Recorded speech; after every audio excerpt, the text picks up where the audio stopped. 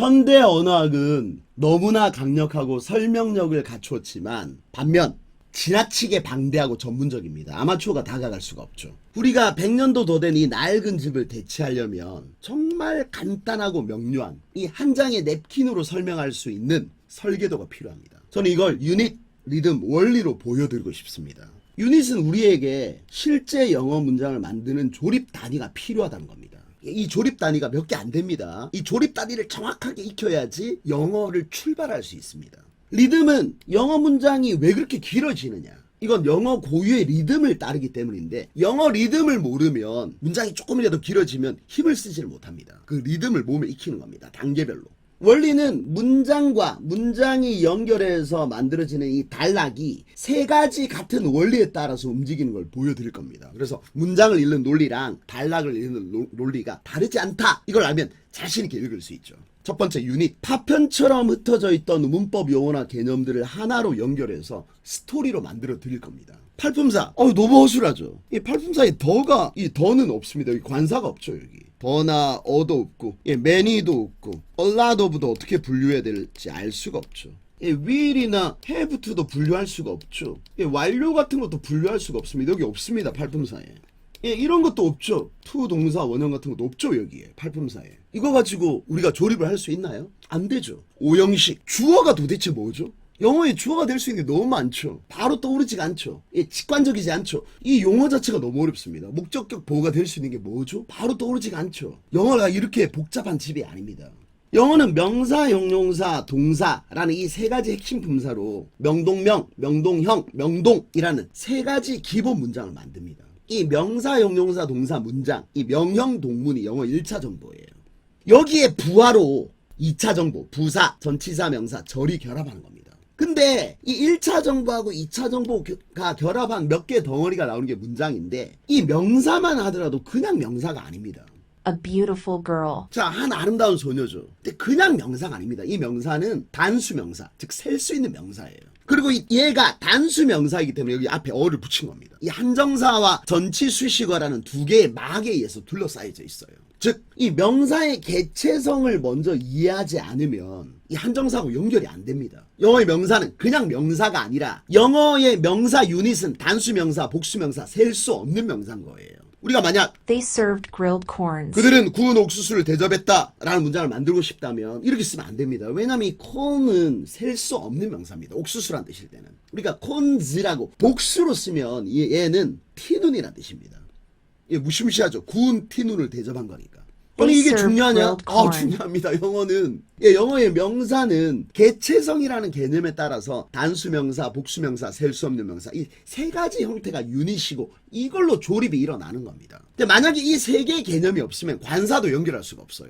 명사가 만약에 확정이 되었다 그러면 이 세 가지 명사에 모두 더를 붙일 수 있죠. 확정이 안 됐다 그러면 단수 명사인가를 따지는 겁니다. 단수 명사이면 어나 언을 붙이고, 복수 명사거나 셀 수 없을 때는 관사를 붙이지 않습니다. 이게 관사 알고리즘이죠. 이 개체성이 안 잡혀져 있으면, 이 유닛이 안 잡혀져 있으면 이걸 연결이 안 됩니다. 이렇게 수량하고도 연결이 안 돼요. 이게 너무너무 중요합니다. 이 조립 단위, 이 몇 개 안 됩니다. 이 조립 단위를 우리가 정확하게 이해를 해야 됩니다. 영어는 위치어기 때문에, 영어는 분석어기 때문에 이 조립 단위가 가장 중요합니다. 그리고 여기에 맞춰서 이제 A가 뭐뭐하다 라는 이제 기본 문장을 짤 겁니다. 기본 문장을 짜고 여기에다가 부사, 전치사구, 부사, 전치사구, 절을 붙이는 겁니다. 자, 이걸 이제 체계적으로 연습하면 우리가 영어 리듬을 알게 됩니다. 자, 영어의 주어는 이런 거죠. 이렇게 만들어지는 거죠. 그러니까 1차 정보에 2차 정보가 결합해서 주어가 만들어지는 거죠. 얘가 하나의 명사 중심의 덩어리죠. 이걸 명사구라고 합니다. 얘는 동사구라고 합니다. 그러면 1차, 2차, 1차, 2차, 2차라는 영어식의 리듬이 만들어지죠. 이건 2차, 1차, 2차, 2차, 1차라는 한국어 리듬하고 전혀 다른 거죠. 영어식으로 문장을 만들 수 있게 되는 겁니다. Elephants of Africa swim well in the river. 2차 정보, 1차 정보에 어떻게 2차 정보를 결합할 것인가. 이게 지금 1차 정보가 정확하게 만들어지고 유닛에 따라서 이게 완성이 되고 난 뒤에 이제 2차 정보를 결합하는 겁니다. 이 1차 정보와 2차 정보의 결합이 옛날에 그 복잡했던 오형식을 깔끔하게 해결해 줄 겁니다. 리듬. 자, 리듬이 왜 필요하냐?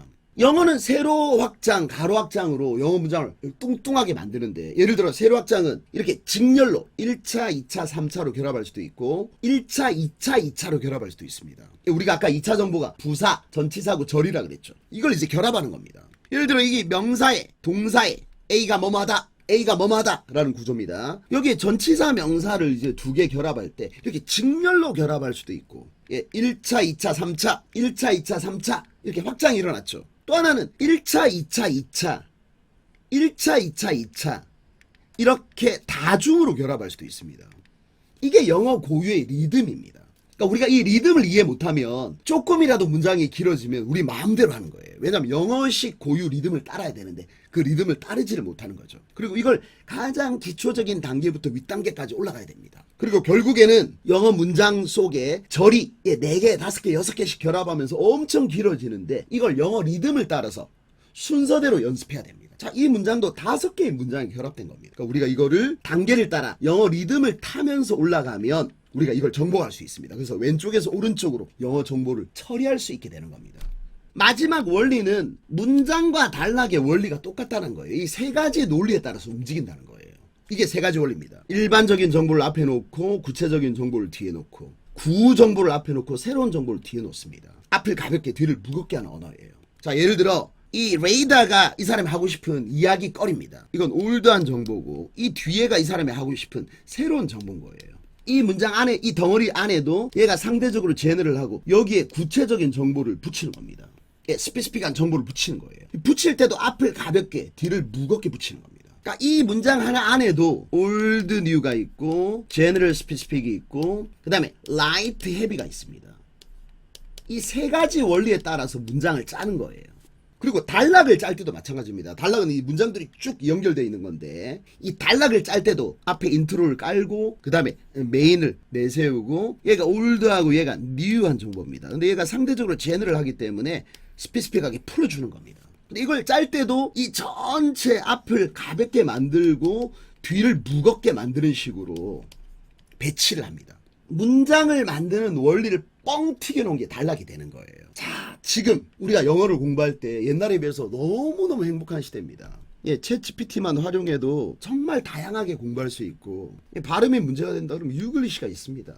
최고죠. 하루에 막 한 10분, 20분씩만 이거 틀어놓고 계속 연습하면 정말 최고가 될 수 있습니다. 같은 발음들 계속 연습하고 또 다양한 상황도 연습할 수 있죠. 만약에 연설이나 주제, 다양한 주제에 관심이 있으면 테드닷컴을 써도 좋고 유튜브 안에 너무 풍부하죠. 이 테드 애드만 하더라도 막 수천 개의 영상이 있습니다. 너무너무 잘 돼 있어요. 그 다음에 넷플릭스만 스크립트만 잘 받아도 연습해도 정말 좋죠. 근데 우리가 이런 거를 처음부터 제대로 할 수 없는 이유는 뭐냐? 이 멋진 인테리어를 우리가 이용해서 우리 집을 꾸밀 수 없는 이유는 뭐냐? 집이 갖춰져 있지 않기 때문입니다. 어떤 정보든지 받아들일 수 있는 이 집을 먼저 갖춰야 되죠. 이 물품들을 적소에 배열할 수 있는 탄탄한 집을 갖춰야 됩니다. 이 집을 유닛, 리듬, 원리가 지어줄 겁니다. 근데 이 중에 가장 중요한 게 유닛입니다. 이 유닛이 우리의 설계도가 되어줄 겁니다.